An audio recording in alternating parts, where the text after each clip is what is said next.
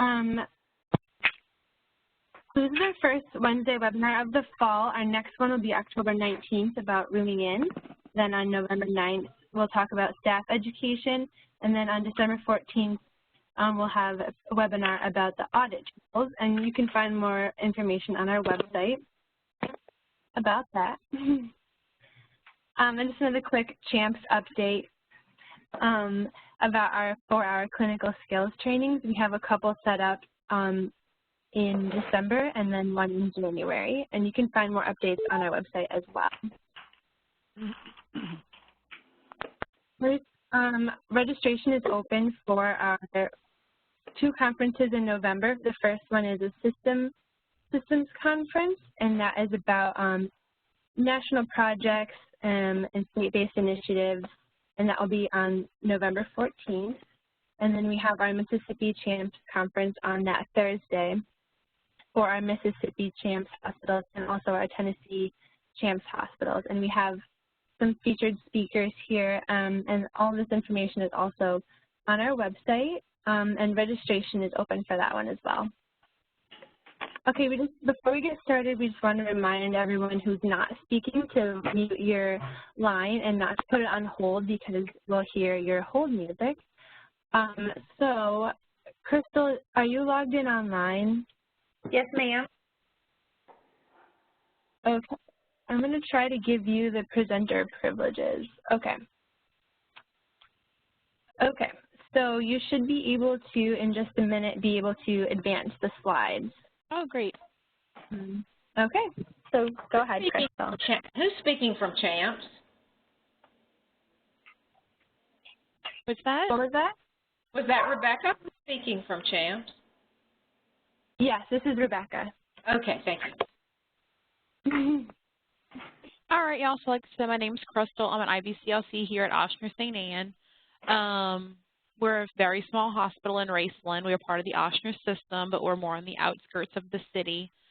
We are very small. We're a critical access facility. We have a 4-bed labor and delivery. We have a 3-bed mother-baby unit, and we do overflow couplets into the med-surg unit because it often happens that we have more than 3 couplets. And then we have a well baby nursery, so any baby needing NICU care does have to be transferred out to Ochsner Baptist. Our baby-friendly journey began December 22nd of 2014. We are currently in D3, and we'll actually be entering D4 very soon. Skin to Skin was probably one of the first things that we implemented here at the hospital to kind of get things going. Before we implemented Skin to Skin, newborns were brought to our nursery for 4 to 6 hours post-delivery while the baby transitioned with the nursery nurse. And then the mom kind of had time, she was, asked to rest and just spend the time alone. Our breastfeeding initiation and exclusive rates were very, very low at this time. This was, like I said, right around 2014.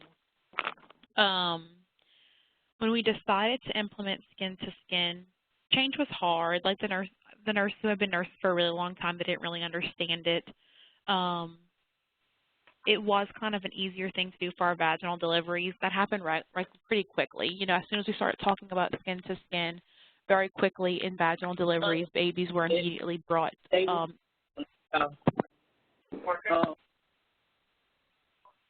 When we initiated Skin to Skin for the vaginal deliveries, it was very easy to implement. It kind of just flowed well. We didn't have much pushback from that. There was a problem with accountability. Some nurses were doing it every time and some weren't. So it just had to be very clearly stated that this is the expectation, and it's kind of just something that we do here. It's not, you don't so much ask the patient, do you want Skin to Skin? They're educated on the clinic about it. They're educated when they're admitted into labor and delivery, and then it's just done unless the mom really says that she does not want that. There was a lot, implementing Skin to Skin in our cesarean deliveries was much harder. What actually happened with that was we kind of got really comfortable with Skin to Skin in our vaginal deliveries, and then one day Dr. Goss, one of our physicians, said that she promised the patient she would get Skin to Skin in the OR. I was actually here, so I said, that's fine. I'll go in there. We'll do it. We'll just do it. And we did just that. The patient was very happy, but a lot of the staff members in the room were very taken back. I would not recommend that approach ever again. I learned a lot. I think the physician learned a lot. It was a great thing for the patient, but it made the staff feel uncomfortable, and it didn't look good for baby friendly. So what we actually did is we took it back. We went to staff meetings. We went to labor and delivery staff meetings, OR staff meetings, mother baby staff meetings, CRNA staff meetings, physician meetings, and we just did a lot of education on why we want to do skin to skin. What does this mean for the patient? And a lot of our patients were asking for it. We're very close to Terrebonne Hospital, and they actually are already baby-friendly designated. So just the word on the street was it was something that was being offered, and it wasn't being offered here. You had a lot of people asking for that. After all the education was done, I made it a point where I was present for the first few that happened in the OR room, and it went very, very well. To get our CRNAs on board was probably like really big key, because they kind of just made it easier. You know, they're at the head of the bed, so as long as they were okay with it, it was very easy for it to happen. For the nurses that were kind of slow to get on board, even the CRNAs would hold them accountable, like, look, the baby looks good, the mom looks good, why aren't you doing skin to skin? So it was just something that was being done. We had a lot of executive support. The hospital administration made it very clear that they're on board with baby friendly and all these things need to be implemented. If any physicians had any pushback, they would talk to those people one-on-one. We even took it a step further where, you know, we were doing the skin to skin in the OR, but then we were taking the baby off and mom was moving back into her labor and delivery room, and then we were, you know, breaking that skin to skin and then restarting it. We went to a conference and they said that some hospitals were doing the transfers, like that mom and baby would transfer from the OR table to the bed as one.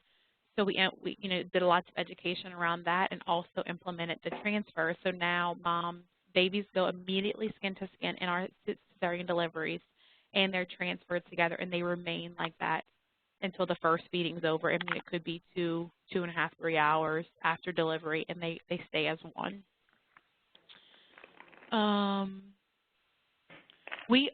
Of course, our goal is to be 100% compliant for skin to skin for vaginal and cesarean births. We're pretty much there. There sometimes will be a month where it goes down a little, but it's normally a documentation problem.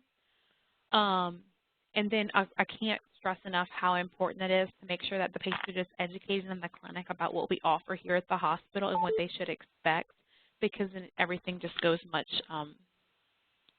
smoother. And that's really it for our skin-to-skin journey. It's been wonderful. The patients love it. Hi, this is Sarah Broom, Blue Cross Blue Shield of Mississippi, and I have a question for you. How did you do your OBGYN professional providers? Are they employed by OSHA? Ours are employed by the hospital. So that's how you had some ease of getting them on board. Education in the office, right? Yeah. Thank you.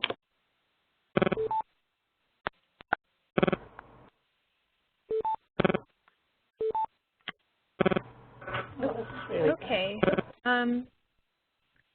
Now we're going to hear from Vicki Walters. I'm going to pass the presenter to you, Vicki.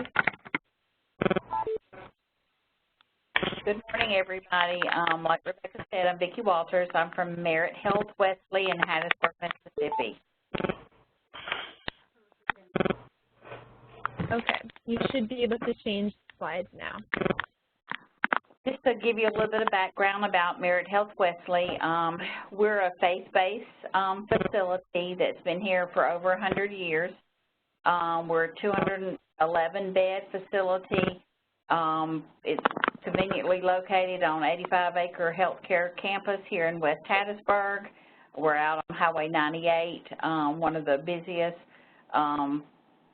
areas in the county.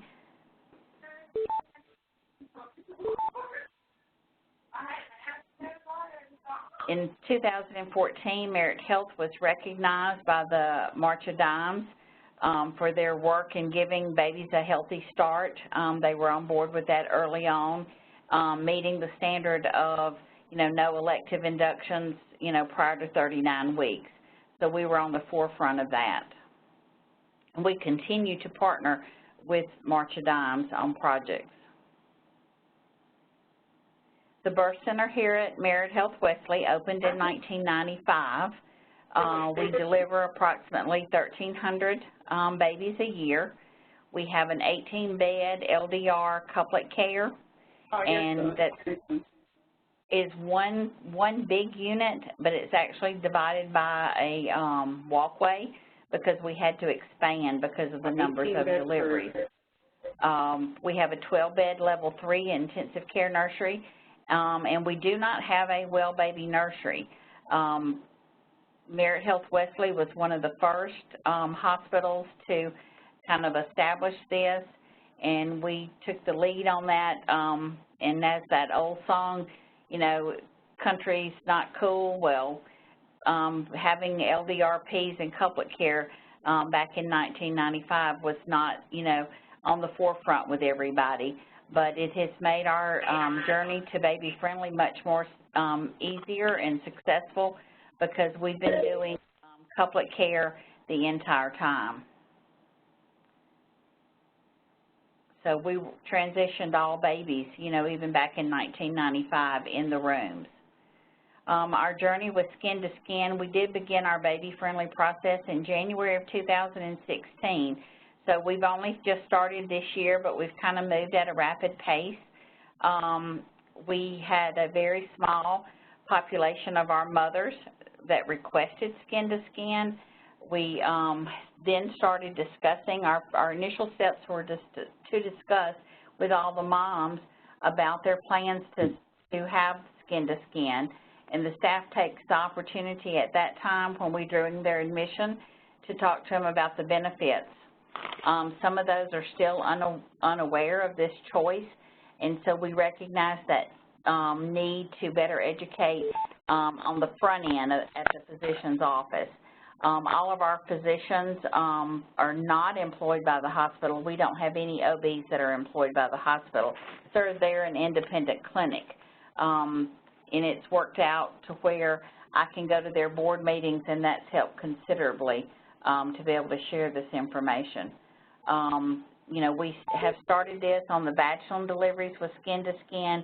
We have increased it to our C-section moms. But one thing that we have not accomplished, and that is to transfer as one unit out of the OR, and we're working on that at this time. So it was glad to hear the Raceland Hospital was able to accomplish that. We recognize up front that family involvement was very important, explaining to the family about the hour of Skin to Skin, because here in our area, everybody wants to rush into the room immediately after birth and start taking pictures, and they wanting to hold the baby and et cetera. It's a big family and community affair here when somebody has a baby. So we have lots and lots of guests. So that was a challenge for us. And so we learned early on to start explaining that at the front end. We're also working on some posters to display, to talk about that golden hour and the importance of Skin to Skin. The staff's right there to assess the situation with the mother and the breastfeeding and offer support as needed. This, allows for that baby-led feeding. And then it also allows for us to, document our start time and ending time. And we chart in centricity, and we have tweaked our documentation so that we can include all that now in our documentation process. Some of the positives that we have here at Merit Health Wesley is that our pediatricians and neonatologists round at bedside. To me, that's a big plus. They spend time with the moms and the dads talking about breastfeeding, going through what's expected, that sort of thing. So they're actually teaching as well at bedside. And when you gather up all your babies, I've been in settings where all the babies are gathered and they're brought back to the nursery and the doctors line them up and check them all out then, and then they make rounds in the room. Well, it's not here. It's actually done in the room. The babies are not gathered up. They're left in the mom's room 24/7. So, you know, that pediatrician and neonatologist can go in there at bedside and discuss their baby on a personal level, and it also gives that mom a chance to ask questions of their physician. All our clinical practices are done at bedside, you know, such, you know, at admission of like weighing them and starting their meds, and all that is done at bedside, their bath, everything. And again, that allows for teaching, patient teaching, and return demonstrations, and et cetera. Rooming in here for babies have been successful for 21 years. It's a rarity that a mom ever asks, you know, that we actually take the baby to a nest. We do have a little small transition area so that if we do need to take the baby out of the room for any reason, we can do that. And, you know, because there's always that extenuating circumstance that, you know, something may happen with the mom that that we may need to care for the baby for a very short period of time. But that is very limited, and that's documented as to the reason why. Staff's been very involved in the processes, and we, you know, provide a family-centered care atmosphere here.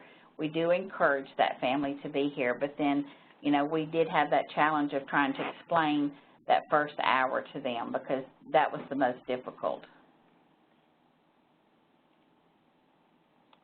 Here in our community, our WIC coordinator serves on our baby-friendly team, and she has offered a wealth of support to the mothers of this community. And I think that's one of the biggest pluses that we have here is that we do have community support, you know, with such agencies like WIC.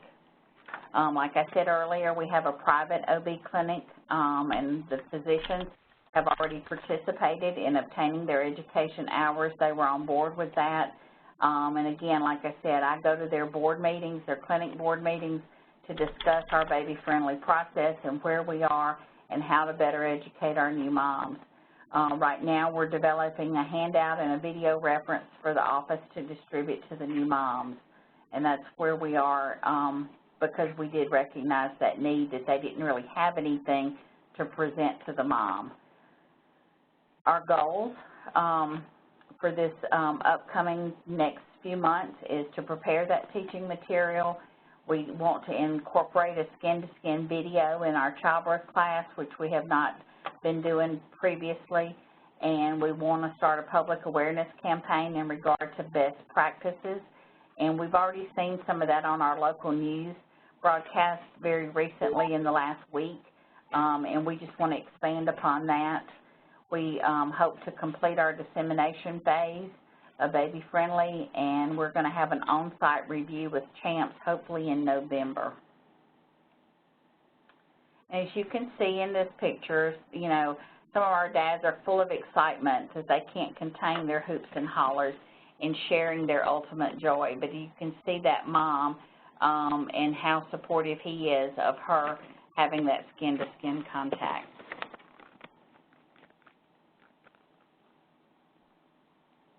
Thank you. Thanks, Vicki. Okay, now we're going to hear from Bonnie Holland. I'm going to pass the presenter privileges to you, Bonnie, and she's from Hancock Medical Center.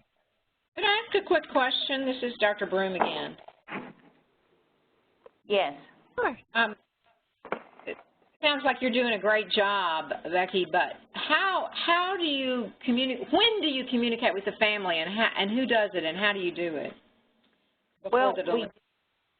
Well, it starts at the office, and that's where we felt like that our greatest need was that not enough information was giving out prenatally. And because, you know, we don't own that clinic, you know, I had to build that partnership for them to be open and willing to, you know, to start that process there. So, you know, it was not in a situation like that they actually were employed by the facility. So that was a challenge in itself, but it's been a very positive experience. They were very welcoming and open. we have the privilege of one of our OBs being here in the building with us at all times, so that also helps build that relationship and that patient experience as far as talking to the new mom. And when they're scheduled to come in or whether they're not scheduled to come in, we take that opportunity on admission to discuss, you know, our expectations of the flow. And then it's at that time that we talk so much about that first hour and the skin-to-skin concept and the pros of actually having skin-to-skin. Thanks. And then we're also covering it in our childbirth classes, and we're offering those here at the facility. Of course, it's not required that they attend the childbirth class, so, you know, out of my, you know, little over 100 deliveries a month, you know, I may have maybe 15, you know, moms to attend, so I'd really like to increase those numbers as well. Thank you.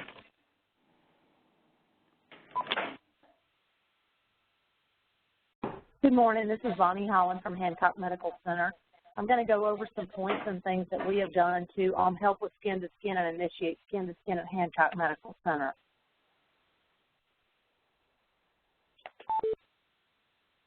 We began the Skin-to-Skin project in July of 2015. We probably went about this a little differently than many people. We did not start out thinking we were going to become baby-friendly. We started out trying to make some change at Hancock, to change the culture at Hancock, and to try to impact the public into better bonding. Hancock County has had a lot of problems with many children being placed in foster care. It's an indigent population that are not well educated. So our goal was to drive more patients to Hancock and to begin this process of bonding earlier to try and help the community as a whole. So we started in earlier. We embarked on the project really in June and July. The staff were very enthusiastic. They thought this was a great idea. When we started talking about it, there's a nurse practitioner that works at Hancock, Sandy Trumbach, and she and I piloted this project and worked hard on getting it through. There's another staff nurse who is a longtime Bay St. Louis resident, Leanne Murray, and Leanne worked with us as well. So it was really a project to impact the community first and foremost. Staff buy-in was based on the fact that we wanted to be the first on the Mississippi Gulf Coast to start this, and we wanted to bring higher patient satisfaction. The staff were just very excited. The community response has been phenomenal for skin-to-skin and for the process through Baby Friendly, and I'll explain how we got there as we go along. It's a very small community hospital. The population there pre-Katrina was a little different than it is post-Katrina. It's a beautiful community, but it is surrounded and has some areas where the population moved in that were displaced from other areas from Katrina. So we had a population shift, and so we felt like this would be a good project for the community to help us. So our size and population we serve helped us set the goal for the facility. We use skin-to-skin as a marketing tool to drive more patients to our facility and to provide, as I said, to provide quality care to at-risk populations. The first step that we tried was to get buy-in from the staff and start to provide education to the community. Sandy, Leanne, and myself felt like that we might not be able to pull this off if we didn't get community buy-in to start with and explain to them what we were doing. So we started out kind of very fun and competitively. We started tracking the skin-to-skin, and I'll talk more about that as we go along. And then we started getting a lot of community buy-in. We started working with WIC, La Leche League, the health department, several different, another group called Excel by 5 to get their buy-in to help us with this project, which also made it extremely successful. We knew that if we could get people to start doing skin-to-skin, that we could increase our breastfeeding rate. So that's where we started at. So skin-to-skin was really our beginning. We started out by having a movie night with the Magical Hour. We invited the community to come. We had people come from Excel by 5. We had people come from WIC. We had some physicians come. We had some community leaders come, some board members come, and it was very successful. Leanne has helped us facilitate that, and we had popcorn and Cokes and snacks just like you were at the movie theater, and it was really, it went off very well. During that same time, we did a ribbon cutting on a lactation room where mothers could come and pump, and we decorated up a large closet, frankly, because we're a small hospital, and that's been highly successful as well. Bay St. Louis is not a big community, so these things hit the newspaper pretty regularly, which has been really helpful. We decided to do a competition with the staff, and we put up a whiteboard, and we started keeping score of who did the best skin-to-skin, who was able to complete the time, and then with each unit meeting, we would talk it up and praise the people who did the best and give out little door prizes. And even though it sounds really hokey, it worked really well. Leanne, Sandy, and myself started going door to door. We made lunch meetings with all the OBs and pediatricians in town. We went and presented what we were doing with skin to skin. We talked about the process. We talked about how we were going to increase our breastfeeding rate. We got their buy-in, and so we had all of them on the front end rather than back end, which was very helpful.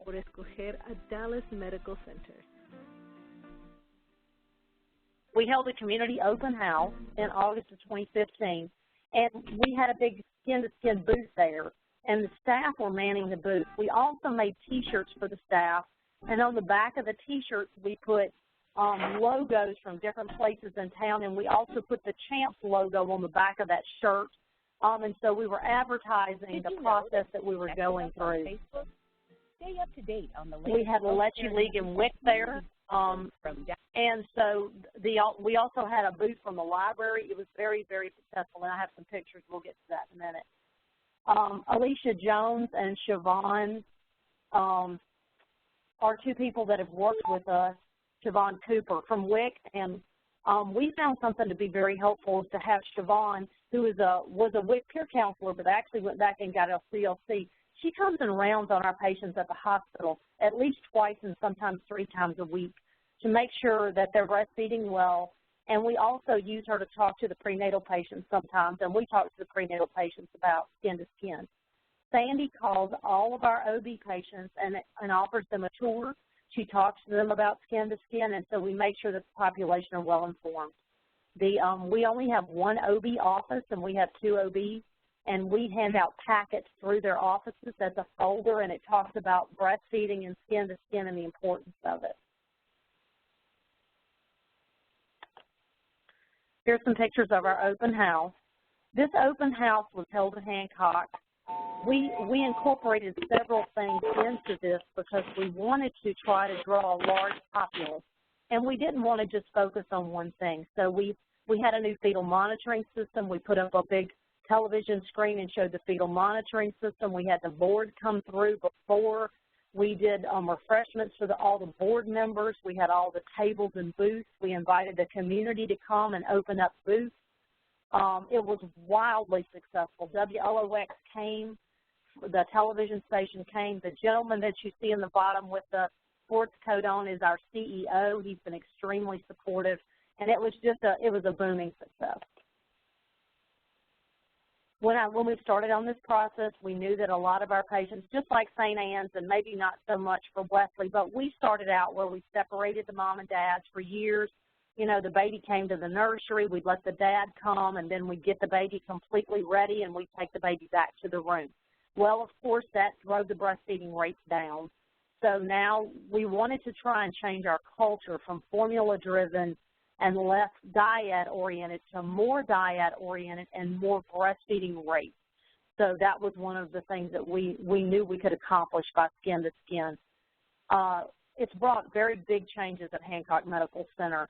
The patients in the community found out through their physicians, through other people, through Facebook, through our open house, that we were doing skin to skin, and it just quickly exploded that almost everybody that came had heard about it and wanted to try it. We had some hardcore staff people that had been nurses for a very long time, and you can just imagine initially they were like, we're going to do what? So as we began to work with those nurses, our hardest ones to break were the ones that loved it the most, which was just absolutely, it was very heartwarming to see such a big change. Our first few months of skin to skin for stable, uncomplicated vaginal births, we recorded it by the minute. And Sandy keeps these stats for us. That by the minute gave us the ability to say, well, you know, so-and-so did skin-to-skin for 36 minutes, so-and-so did skin for 47 minutes. And the reason we did that was to get to that hour and progress beyond that hour. We celebrated our successes, even if they were very small. And by the third month, we had 100% skin-to-skin for vaginal delivery, which was just, we were so excited to reach that goal so quickly. We have continued to be very successful with skin-to-skin, and some months have been better than others. But overall, it has been very successful. When we began trying to move to the cesarean realm, we also had some challenges. We kind of had to back up a couple of times because like the St. Anne's, you know, we did have a little problem when we tried to initiate it. Anesthesia, they just flipped. But once we got them to get on board, they were much better with it. We've done a couple of mother-baby transfers with one of the group leaders, myself, Leanne, Sandy, some of the others in there to make sure that we could make it happen. And so that has also been coming along. We're not always 100% successful with that, but we're doing quite well. And I just have a few tips for you guys that are just embarking onto this project. First of all, try to get your staff members involved. Don't think just because you're the leader that you can run it. You can't. You have to have staff involvement. Get somebody on your staff that the physicians interact well with and use them to go and go to the physician's offices to get buy-in. I knew as a leader of the team, I probably wasn't the best person just to go and talk to them. It made more sense for the staff people to convince them that they wanted to do this, and that was very successful. Not everybody's going to be on your side. Don't let that deter you. You will have physicians that won't want to do it. You will have nursing staff that aren't happy about it. You will have pediatricians that will want you to break the skin-to-skin so they can check the baby.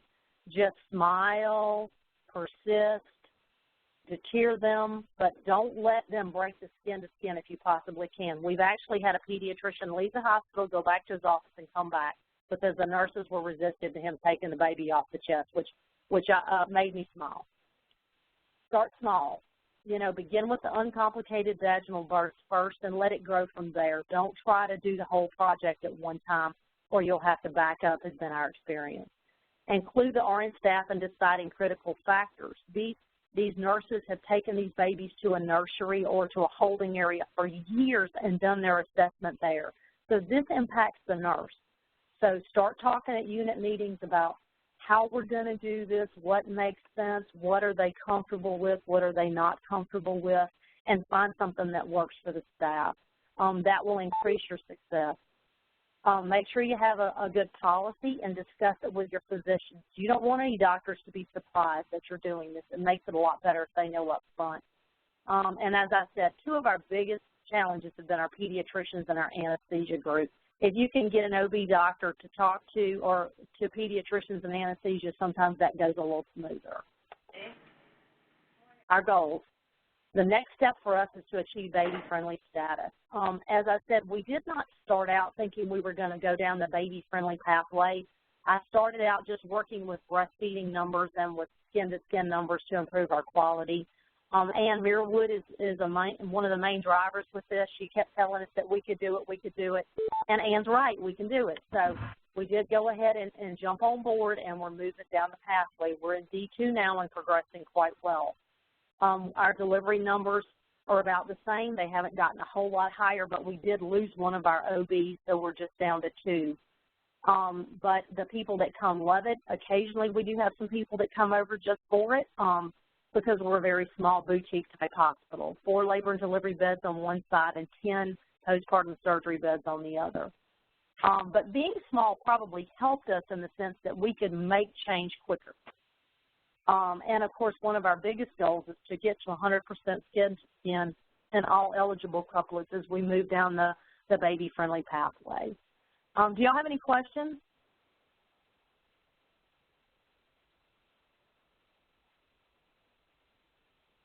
Okay, thank you. Thanks, Bonnie. Okay, the next presenter we have is Jennifer White, and I'm going to pass privileges to you here. Okay. Jennifer, are you able to move the slides? I am. Is it up on? Okay. Yep, there you go. Perfect. Thanks. My name is Jennifer White. I work for the Children's Hospital of San Antonio in San Antonio, Texas. We're an academic-based hospital, and we are partnered with Baylor and Texas Children's. We have 10 labor and delivery beds and 14 mother-baby rooms. There's an average of about 875 deliveries here a year. We have a 45-bed NICU, and we have no well-baby nursery. We're also on the D3 pathway to baby-friendly. We just entered into D3, so we're just getting started with that. We have an active unit-based breastfeeding committee that meets regularly, and we have really good participation from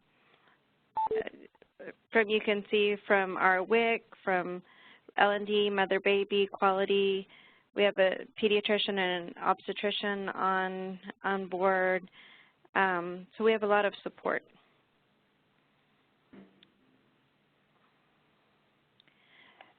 Before we went skin-to-skin deliveries, our babies would go straight to the warmer.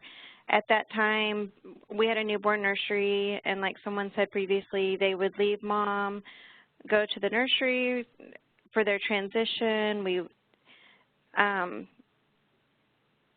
They would stay in the nursery for several hours until they were bathed, and we got good temps. They spent a lot of time separated from mom. They got cold stress. We did a lot more AccuChecks. The temps would be low. A lot more of our babies did septic workups and had a lot longer transition. This also tied up RNs in the nursery for a lot longer. So that was part of our buy-ins to get rid of the nursery. And as we started doing skin-to-skin, it sped up the transition from the time that the baby was born until they got moved over to the mother-baby unit. Before we started the skin-to-skin, many of the babies even got their erythromycin and vitamin K before they were even handed to their moms. So now all of that is delayed out for the 2 hours. The breastfeeding was delayed before, and of course the babies were really sleepy and wouldn't latch for feedings after all that delayed. What worked best for us, like you've heard from the other three people, support from the physicians and leadership. We had a couple new doctors that came in, and they just were shocked that we weren't doing this yet. So they were really the drivers behind the change of this. Kind of started right as we were getting into the baby-friendly pathway and just starting, but they came in expecting it. So what we did that worked the best is we went to another sister hospital campus that was already doing this and doing it well, and watched how the process went. We educated the moms before delivery. Our physicians are not employees of Christus, so educating out in the offices is a little harder because we have a lot of private practice doctors. But peer-to-peer, like the physicians, we went to like the OB monthly committee meetings, the pediatricians, the newborn care committee meetings, the NICU practice committee every month just to educate the doctors on what was going on, so they kind of knew what to expect, or that was the expectation for the baby. Also, we involved the family members, because at our hospital as well, births are a big deal, and we have lots of family members that want to come in. So we always have to get grandma and dad to buy in for this to work, because they want to hold the baby right away. And of course, there was lots of trial and error.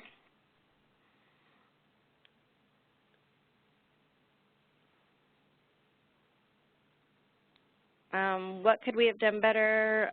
Nurses didn't feel comfortable with the process initially, and we should have sent more people to the other hospital to work some shifts or observe some deliveries, we wish we had had more like experts or champions in place before we rolled out the change, because we didn't have enough people on night shift and there was a little bit of confusion with the way the whole process was going to work. The nurses didn't want to do the assessment or the initial vital signs and everything, skin to skin. So we've come full circle with that, and we're doing really good. Our rates are like 90% for vaginal deliveries last month and 79% for C-sections. We could have done more PDSAs to perfect the process. Some of our biggest challenge were our doctors. They wanted the immediate weights and measurements before they left the room. So we had to do more education for them. So now we let the baby stay skin to skin for more than the hour, and then we call their office or we leave them a message with the weights and measurements. More education with the parents at the doctor's offices. So we're trying to figure out the best system to get that education to them.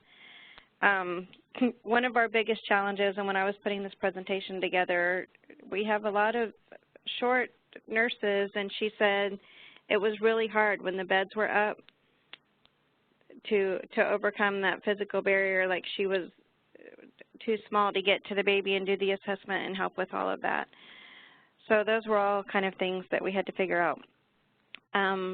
For our next steps, we're going to get education to the doctor's offices. We have a new MFM clinics that are going to open up, so those will be employees of Christus. Keep educating the nurses. One of our big challenges is we just went from charting on Centricity to Meditech. So part of our challenge is our numbers dropped some this summer, and I think it was in documentation. We're getting a safe skin-to-skin checklist for the nurses. Excuse me. We are not doing skin-to-skin in the OR. We're doing it as soon as they get to recovery. So we're getting ready to start that whole process of doing the skin-to-skin in the OR. And, of course, we'll continue to track our rates to improve the skin-to-skin for all the deliveries. So that's all from Children's. Thanks, Jennifer. Does anyone have any questions for any of our speakers today?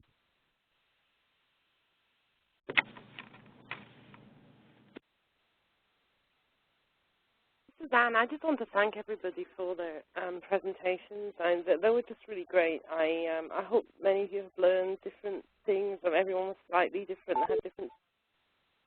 But it was really great. I just want to extend a big thank you to all the people who spoke. We had 2 of the Mississippi hospitals, 1 in Texas and 1 in New Orleans, which represents a pretty good range of the places in the South that we work. So thank you very much for that, guys. And do speak up if anyone has questions for the presenters. I know a lot of people are still at the early stages of this and have, very specific barriers and struggles. So please feel free. You've got the experts on the phone here who've been through it. Anyone have any questions? And while people are thinking of questions, I just want to say thank you to you and the whole CHAMPS team for all of your support for us on this journey. We couldn't make it without you. Oh, that's very kind of you. Thank you.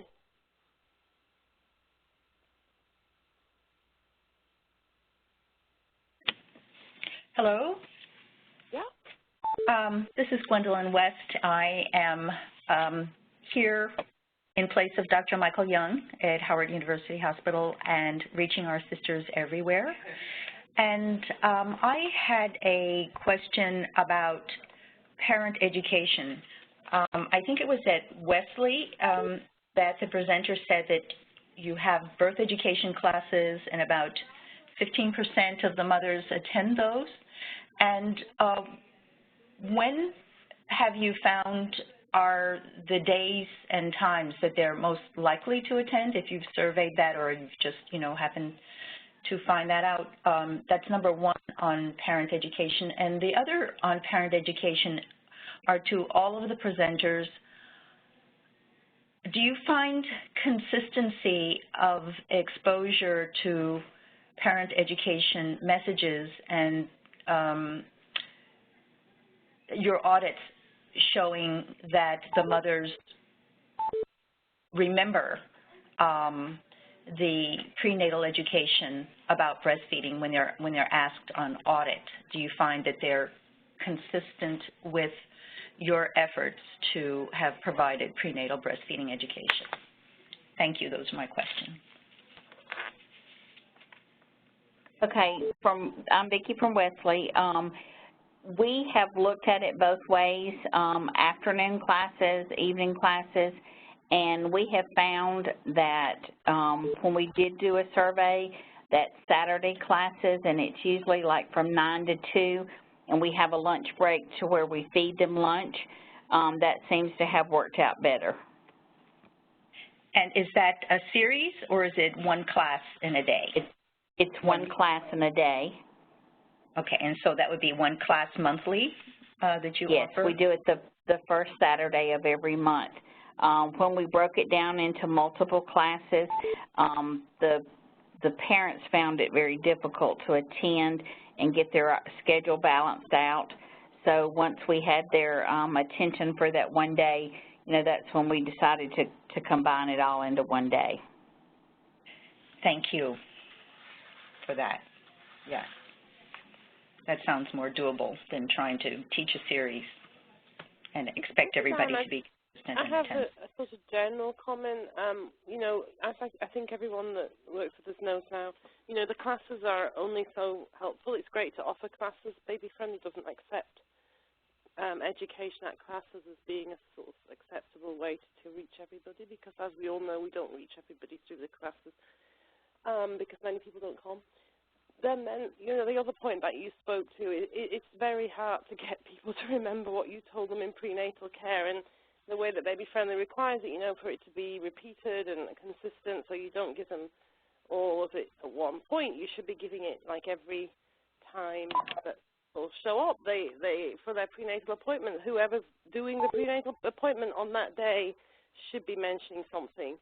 And the evidence shows that if you repeat things enough times, people remember them, but you don't want to give them, if you just give them like a booklet or something like that, if you don't go over it with them, they're not going to remember. And prenatal is one of the most difficult areas we find when we do our surveys that people just don't remember. So that you need multiple ways of approaching it, like pictures on the wall of skin to skin, and the provider mentioning it, and maybe having a video in the waiting room or a peer counselor in the waiting room who speaks to moms. You really need to come at it from multiple angles for them to remember any of that stuff that you tell them prenatally. Thank you.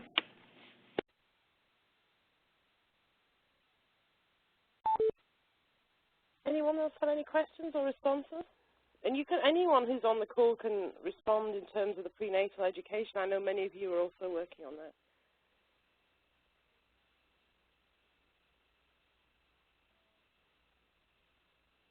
Okay. Ann, go ahead. This is Bonnie at Hancock. Yeah. We did take the approach of putting together several different videos that we run in our waiting room, and we found that to be marginally successful. We found that a lot of people didn't, as crazy as this sounds, they didn't want their children seeing the magical hour video because it showed breast. So some of that, I know, but some of it's cultural. So what we did was we put together lots of videos about what skin to skin was and how important it was, but we also did just, some baby care videos and some other things interposed in that magical hour. And we found it to be marginally successful. I thought it would be more successful than it was, but we did find that a lot of people would turn to television to their channel if they could. Okay, great. Thank you.